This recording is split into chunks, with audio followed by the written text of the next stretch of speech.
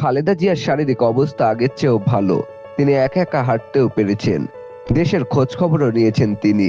The London ক্লিনিকে চিকিৎসাধীন BNP chairperson Khaleda জিয়ার শারীরিক অবস্থা স্থিতিশীল রয়েছে উল্লেখ করে একথা জানিয়েছেন তার ব্যক্তিগত চিকিৎসক ও বিএনপির স্থায়ী কমিটির সদস্য ডাক্তার জেড.এম. জাহিদ হোসেন। শারীরিক পরীক্ষা নিরীক্ষা প্রফেসর জন প্যাট্রিক কেনেডির অধীন রোববার বিশেষায়িত এ হাসপাতালের সামনে সাংবাদিকদের খালেদা জিয়ার চিকিৎসার সর্বশেষ পরিস্থিতি নিয়ে একথা বলেন তিনি। নিকট জন যখন অসুস্থ অবস্থায় এ সময় খালেদা জিয়ার উপদেষ্টা ও তার সফরসঙ্গী এনামুল হক চৌধুরী উপস্থিত ছিলেন।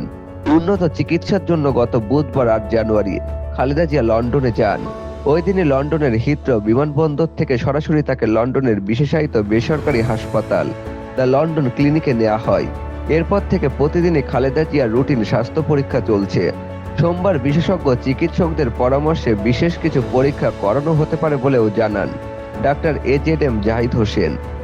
মোহাম্মদ সামিল খান, দিগদিগন্ত ডেস্ক।